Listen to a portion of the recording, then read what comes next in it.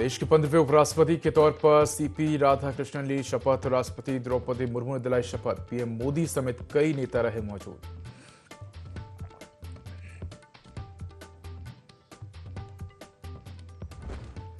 नेपाल हिंसा को लेकर भारत में अलर्ट। पीलीभीत में भारत नेपाल सीमा पर बढ़ाई सुरक्षा। एसएसपी, पीएससी और पुलिस की संयुक्त पेट्रोलिंग जारी।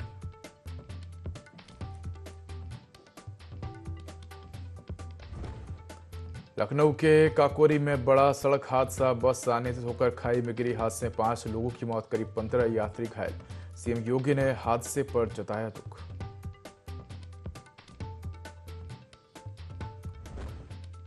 पीलीभीत में रफ्तार का कहर। हाईवे पर कार और बाइक की भिड़ंत। हादसे में बच्चे सहित 4 लोगों की मौत।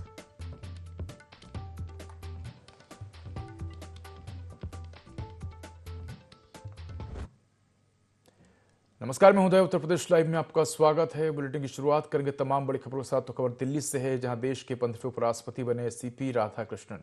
राष्ट्रपति द्रौपदी मुर्मू ने शपथ दिलाई है।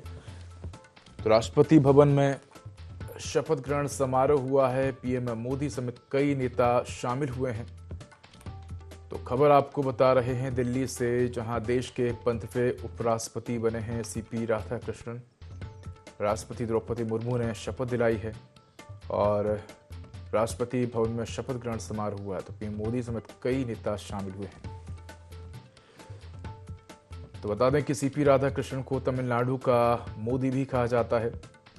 20 अक्टूबर सन 1957 को जन्म हुआ। 2004 में संयुक्त राष्ट्र में एक संसदीय प्रतिनिधिमंडल का हिस्सा थे। 2004 से 7 तक तमिलनाडु भाजपा के प्रदेश अध्यक्ष रहे हैं और 2 बार सांसद भी रहे हैं सीपी राधाकृष्णन कोयम्बटूर से। 2020 में केरल का भाजपा प्रभारी नियुक्त किया गया। 16 से 20 तक अखिल भारतीय क्वायर बोर्ड के अध्यक्ष रहे और उन्हें तमिलनाडु का मोदी भी कहा जाता है।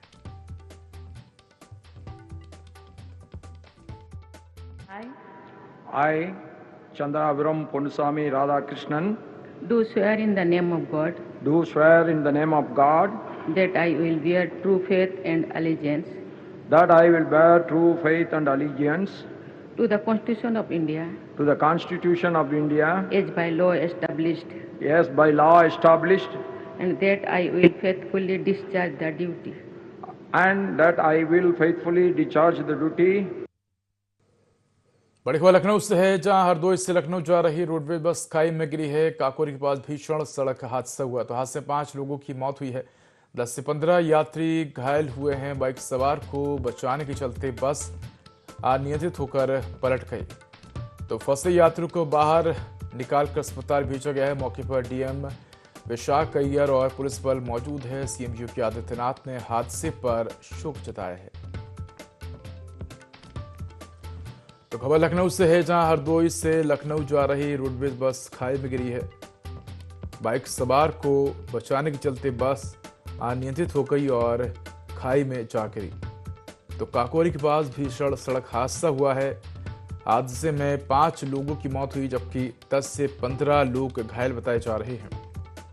तो बाइक सवार को बचाने के प्रयास में बस अनियंत्रित हो गई और पलट गई। हादसे में 5 लोगों की मौत हो गई, जबकि 10 से 15 लोग घायल बताए जा रहे हैं।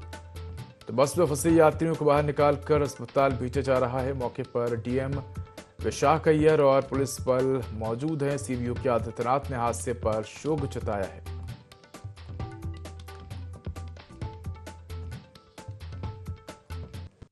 काकोरी क्षेत्र में हरदोई से लखनऊ जा रही कैसरबाग डिपो की बस काकोरी क्षेत्र में पलटकर डिसबैलेंस होकर गिर गई है और अब तक कुल 5 व्यक्तियों के मरने की सूचना प्राप्त हुई है। 10 से ज्यादा लोग अभी घायल हैं और उनका इलाज ट्रॉमा सेंटर हमारे काकोरी के सीएचसी में और अन्य स्वास्थ्य केंद्रों पर चल रहा है। हमारी टीम का प्रथम उद्देश्य ये है कि राहत एवं बचाव कार्य जारी रखा जाए और सारी टीम अभी फिलहाल यहाँ पे। तो इसी खबर पर एक जानकारी के लिए हमारे साथ फोन लाइन पर सहयोगी जुबेर जुड़ गए हैं। जुबेर, किस प्रकार ये हादसा हुआ? फिलहाल अभी क्या कुछ वहां पर घायलों की स्थिति है? पुलिस का क्या कहना है? किसकी लापरवाही है? जी उदय जी, बिल्कुल आपको बताना चाहेंगे कि हरदोई से लखनऊ जा रही थी ये रोड पे बस, जो अनियंत्रित होकर खाई में गिर गई है। लगभग 5 लोगों की अभी तक इसमें मौत बताई जा रही है। फिलहाल जो भी घायल लोग थे उन्हें वहां अस्पताल में भर्ती करवा दिया गया है। फिलहाल पुलिस से बात करने पर उन्होंने ज्यादा जानकारी के लिए यही बताया कि ये जो ड्राइवर था वो किसी दूसरे वाहन को बचाने के चक्कर में अनियंत्रित हो गया।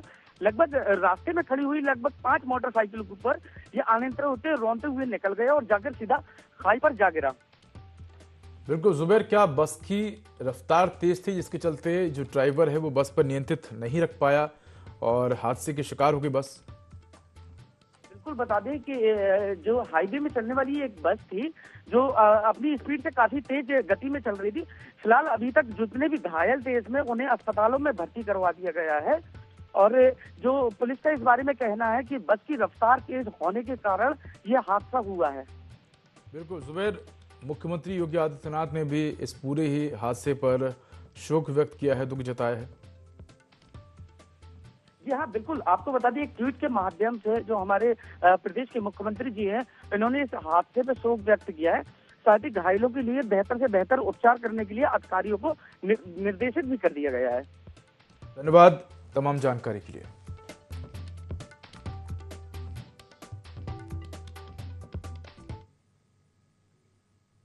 बड़ी खबर प्रतापगढ़ से है, जहां ट्रक ड्राइवर की लापरवाही, रोड किनारे बने घर में जा घुसा ट्रक। तो सुबह 6 बजे हादसा हुआ है। सीमेंट लदा ट्रक संतुलन खोकर खंबे से जा टकराया। बाथरूम और सीसीटीवी कैमरे चकनाचूर हुए हैं। पीड़ित ने ड्राइवर पर नशे में होने का आरोप लगाया है। तो बड़ी खबर आपको बता रहे हैं प्रतापगढ़ से, जहां ट्रक ड्राइवर की लापरवाही सामने आई है। रोड किनारे बने घर में ट्रक जा घुसा है। तो सुबह 6 बजे ये हादसा हुआ है। सीमेंट से लदा ये ट्रक था जो कि असंतुलित होकर सीधे घर में जा घुसा है। तो हादसे में बाथरूम और बताया जा रहा है कि जो सीसीटीवी कैमरे लगे हुए थे वो चकनाचूर हो गए हैं। पीड़ित ने ड्राइवर पर नशे में होने का आरोप लगाया है। ये तस्वीरें आप देख सकते हैं, जहां अनियंत्रित और सीमेंट से भरा हुआ ट्रक घर में जा घुसा है, जिससे घर में नुकसान हुआ है। पीड़ित ने ड्राइवर को नशे में होना बताया है। रोड किनारे बने घर में ट्रक जा घुसा है, जिसके चलते घर को नुकसान हुआ है और इसके बाद ट्रक सीधा खंबे से जा टकराया। तो इसी खबर पर एक जानकारी के हमारे साथ फोन लाइन पर सहयोगी पुनीत जुड़ गए हैं। पुनीत, एक ट्रक जो है जो अनियंत्रित होकर एक घर में जा घुसा है, काफी नुकसान हुआ है, क्या कुछ कहना है पीड़ित का और किस प्रकार से यह हादसा हुआ है?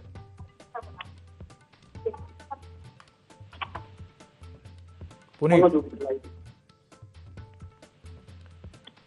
जी, पुनीत, किस प्रकार से हादसा हुआ? ट्रक एक घर में जा घुसा है।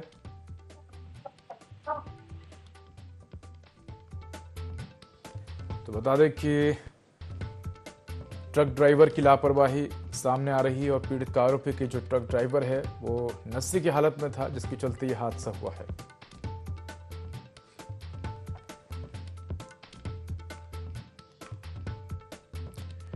तो खबर आपको प्रतापगढ़ से बता रहे हैं, जब ट्रक ड्राइवर की लापरवाही सामने आई है। रोड किनारे बने घर में ट्रक जा घुसा है। तो हादसे में घर को नुकसान हुआ है। घर में बाथरूम और सीसीटीवी कैमरे क्षतिग्रस्त हुए हैं। तो सीमेंट से लदा हुआ ये ट्रक है। पीड़ित ने ड्राइवर पर नशे में होने का आरोप लगाया है।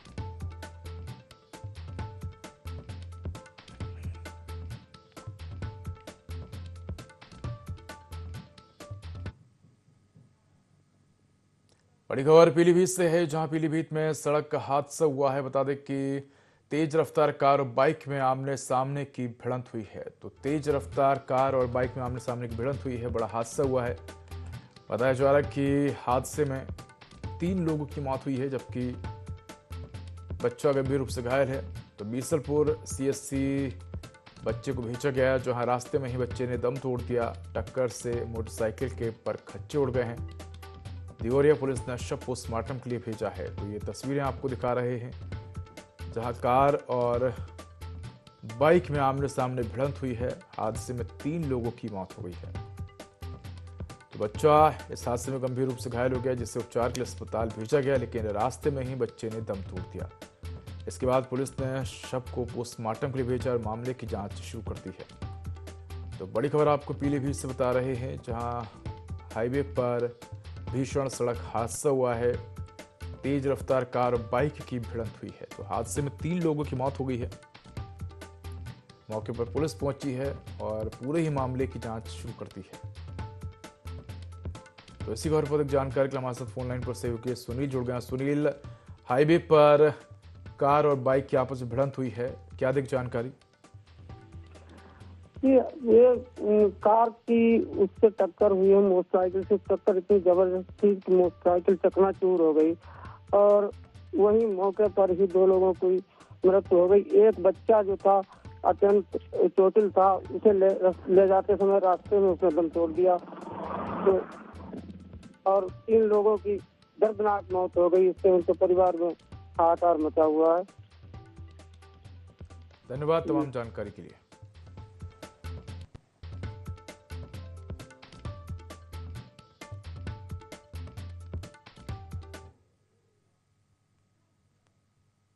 बड़ी खबर पीलीभीत से है, जहां नेपाल हिंसा को लेकर पीलीभीत प्रशासन अलर्ट हो गया है। भारत नेपाल सीमा पर कड़ी निगरानी रखी जा रही। तो एसएसपी, पीएससी और पुलिस की संयुक्त पेट्रोलिंग भी जारी है। रात्रि में भी पैदल गश्त जारी है। सीमावर्ती क्षेत्रों में सुरक्षा बढ़ाई गई। कानून व्यवस्था बनाए रखने के लिए पुलिस सतर्क है। प्रशासन की नजर हर गतिविधि पर बनी हुई है। तो बड़ी खबर आपको बता रहे हैं पीलीभीत से। तो नेपाल हिंसा को लेकर पीलीभीत प्रशासन अलर्ट मोड पर है। भारत नेपाल सीमा पर कड़ी निगरानी बनाई गई है। तो बता दें कि उत्तर प्रदेश के कुछ इलाकों की सीमा नेपाल से सटी हुई है। ऐसे में लगातार जिस प्रकार से नेपाल में हिंसा हो रही है और जो लोग हैं वो भागकर भारत की तरफ रुख कर रहे हैं, ऐसे में सीमावर्ती क्षेत्रों में सुरक्षा व्यवस्था बढ़ा दी गई है और नेपाल से आने वाले लोगों पर भी रोक लगा दी गई है। तो 90% आने वाली जनसंख्या पर रोक लगा दी गई है। एसएसबी, पीएससी और पुलिस की संयुक्त पेट्रोलिंग भी जारी है।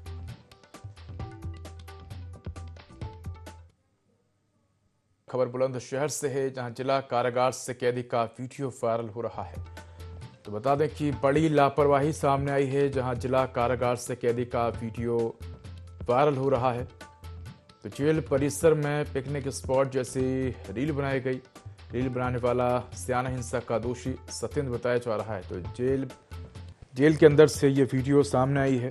जेल में मोबाइल, आंखों पर चश्मा और सोने की अंगूठी के साथ टसनबाजी, सफेद शर्ट और जींस में दबंग स्टाइल में कैदी नजर आया। तो ये तस्वीरें आप देख सकते हैं। तो बता दें कि कोर्ट ने स्याना हिंसा मामले में 38 लोगों को सजा सुनाई थी। 7 साल की सजा मिली थी। सत्येंद्र प्रधान लूंगा को 2018 में इंस्पेक्टर की हत्या और पुलिस चौकी चलाने का मामला है। तो बड़ी खबर आपको बता रहे बुलंदशहर से, जहां जिला कारागार से कैदी का एक वीडियो वायरल हो रहा है और जेल परिसर में पिकनिक स्पॉट जैसी कैदी ने रील बनाई है। तो रील बनाने वाला स्याना हिंसा का दोषी सत्येंद्र बताया जा रहा है। जेब में मोबाइल, आंखों पर चश्मा, सफेद शर्ट और जींस में दबंग स्टाइल में कैदी नजर आया है।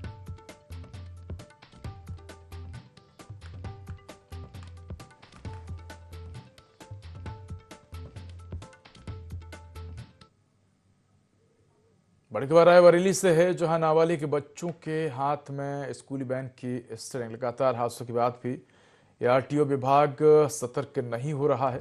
तो नाबालिग बच्चा स्कूली वाहन में चलाता हुआ नजर आया। वैन में बैठे बच्चों की जान के साथ खिलवाड़ हो रहा है। घटना का वीडियो सोशल मीडिया पर वायरल हो रहा है। डी थाना क्षेत्र का वायरल वीडियो बताया जा रहा है। तो प्रशासनिक लापरवाही पर सवाल खड़े हो रहे हैं। तो बड़ी खबर आपको रायबरेली से बता रहे हैं, जहां नाबालिग बच्चों के हाथ में स्कूली वैन की स्टीयरिंग। लगातार हादसों के बाद भी आरटीओ विभाग संज्ञान नहीं ले रहा है, सतर्क नहीं हो रहा है, जिसके चलते लगातार हादसे सामने आ रहे हैं। तो ये तस्वीरें आप देख सकते हैं कि बच्चे के हाथ में स्कूल वैन की स्टीयरिंग नजर आ रही है और स्कूल वैन में तमाम बच्चे भी सवार हैं। तो नाबालिग बच्चा स्कूल वैन चलाते हुए नजर आ रहा है। कहीं ना कहीं प्रशासनिक लापरवाही और स्कूल की लापरवाही सामने आ रही है, जहां तमाम बच्चों की जान को खतरे में डाला जा रहा है। और इसी पर अधिक जानकारी के हमारे साथ सहयोगी ओम शंकर जुड़ गए हैं। ओम शंकर, एक वायरल वीडियो सामने आया जिसमें एक स्कूली बच्चा, नाबालिग बच्चा स्कूल वैन चलाते हुए नजर आ रहा है, जिसमें तमाम छोटे बच्चे भी बैठे हुए हैं। कहीं ना कहीं ARTO विभाग और स्कूल की लापरवाही साफ तौर पर सामने नजर आ रही है, जहां अन्य बच्चों की जान के साथ खिलवाड़ किया जा रहा है, लेकिन प्रशासन की तरफ से किसी प्रकार की ना तो कार्रवाई हो रही है और ना ही किसी प्रकार का कोई संज्ञान लिया जा रहा है।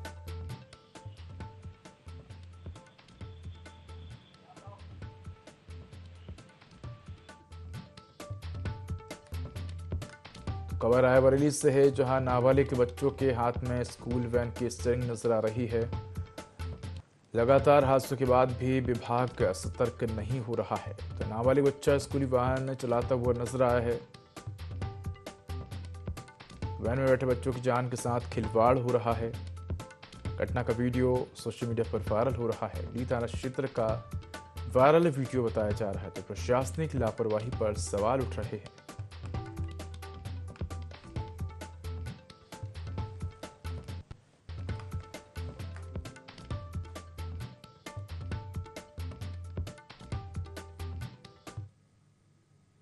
बड़ी खबर जालौन से है, जहां बुजुर्ग महिला की सिर कुचलकर हत्या की गई है। घर के आंगन में बुजुर्ग महिला सो रही थी और तभी आपको बता दें कि महिला की हत्या की गई है। तो 75 वर्षीय बुजुर्ग महिला की हत्या से इलाके में सनसनी है। रक्त रंजित हालत में शव मिला है। इसके बाद परिजनों ने पुलिस को सूचना दी। सूचना पर पुलिस और फॉरेंसिक टीम मौके पहुंची है।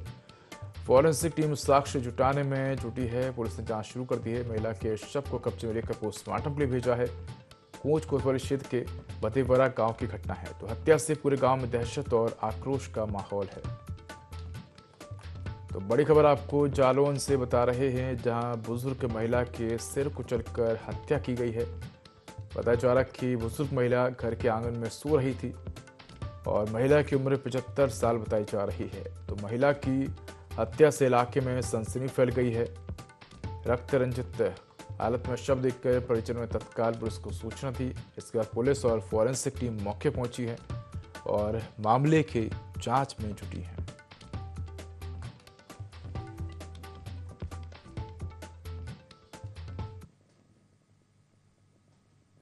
प्रधानमंत्री नरेंद्र मोदी वाराणसी दौरे पर रहे, जहां उन्होंने मॉरिशस के PM नवीन चंद्र रामगुलाम से मुलाकात की। दोनों देशों के बीच द्विपक्षीय वार्ता हुई। इसमें कई समझौते पर साइन किए गए। PM मोदी ने कहा कि भारत और मॉरिशस पार्टनर नहीं, परिवार हैं। ये सिर्फ एक औपचारिकता नहीं बल्कि एक आध्यात्मिक मिलन है। वहीं मॉरिशस के PM डॉक्टर नवीन चंद्र रामगुलाम ने कहा कि भारत मॉरिशस की प्रगति और विकास की यात्रा में हमेशा साथ रहा है। वाराणसी पहुंचने पर मुझे और मेरी पत्नी को मिले स्वागत से मैं आश्चर्यचकित रह गया। मेरा मानना है कि किसी भी अन्य प्रधानमंत्री को ऐसा स्वागत कभी नहीं मिला होगा। इससे पहले आपको बता दें कि प्रधानमंत्री नरेंद्र मोदी ने मॉरिशस की तारीफ की है और इसके साथ ही प्रधानमंत्री नरेंद्र मोदी ने पुलिस लाइन से 3 किलोमीटर लंबा रोड शो करते होटल ताज पहुंचे। इस दौरान उनके साथ और वेलकम के लिए हजारों की संख्या में लोग सड़क किनारे खड़े हुए नजर आए, जिन्होंने PM मोदी और मॉरिशस के प्रधानमंत्री का स्वागत किया। काफिले पर फूल बरसाए।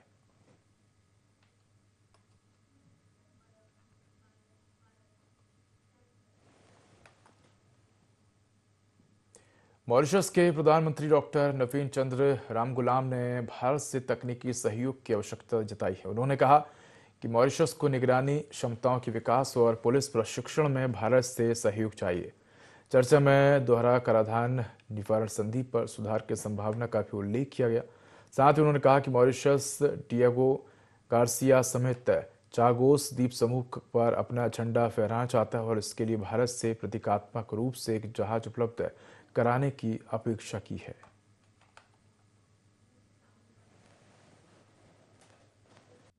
Modi ji elevated our bilateral relations to a higher level with the Mauritius-India joint document on enhanced strategic partnership. I'm glad now to affirm that our ties now have entered an even more dynamic and forward-looking phase. The obvious issues that we discussed, including the double taxation avoidance treaty, which we think can be improved, but we'll see how things go. and also for the training, for the whole structure of training in our police force. It's very important that we get this training. Our police do come to India for training, but we want to look at the whole structure. As the heart of this visit were very constructive discussions, but we also spoke of the surveillance of the vast exclusive economic zone after we acquired. We'll go through Parliament, I think, in a few days. Raebareli में दिशा बैठक के बाद media से बात करते हुए राहुल गांधी ने एक बार फिर वोट चोरी का मुद्दा उठाया। उन्होंने आरोप लगाया कि महाराष्ट्र, हरियाणा और कर्नाटक में चुनाव चोरी हुए हैं और भाजपा की सरकार इसी तरह बनी है। राहुल ने कहा कि वे इसे साबित करेंगे। साथ ही उन्होंने चेतावनी दी कि भाजपा के लोग एजिटेट ना हो, हाइड्रोजन बम फटेगा तो सब साफ हो जाएगा।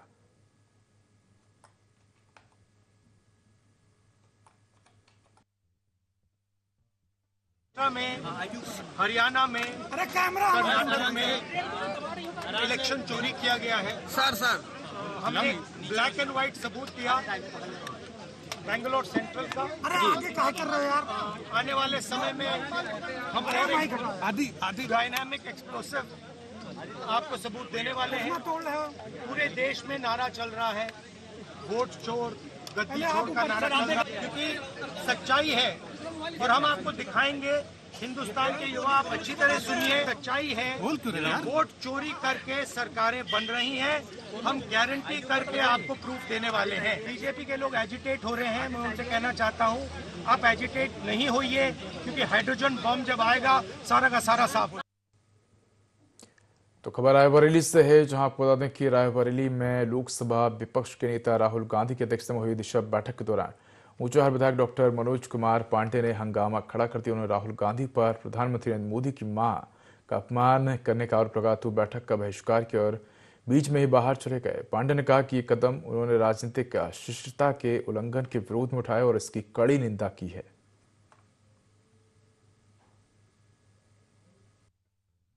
आप भी एक बेटे हैं, आपकी भी एक माँ है।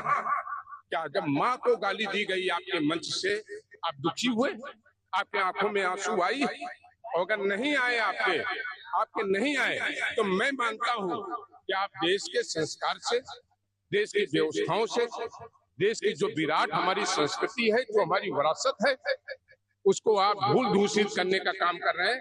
मैं बड़े दुखी मन से कह रहा हूं, बिना कोई राजनीति किए हुए, भारत के प्रधानमंत्री की मां का केवल अपमान नहीं है, भारत के रहने वाले हर बेटे का, हर मां का आपने अपमान किया है। आपको बड़ा दिल रख करके इसके लिए माफी मांगनी। उन्नाव के अकरमपुर औद्योगिक क्षेत्र में गुरुवार सुबह आयकर विभाग ने बड़ी कार्रवाई की। विभाग की कई टीमों ने एक साथ छापेमारी करते हुए यूरो फुटवियर सहित कई फैक्ट्रियों को जांच के घेरे में लिया। सबसे बड़ी कार्रवाई यूरो फुटवियर में हुई, जहां कर्मचारियों को बाहर निकालकर जांच की गई तो टैक्स चोरी और काले धन को लेकर जांच की गई है। दस्तावेजों और कंप्यूटर की गहन जांच की जा रही है। सूत्रों के मुताबिक टीमों के पास पहले से काले धन और टैक्स चोरी से जुड़ी अहम जानकारियां थीं।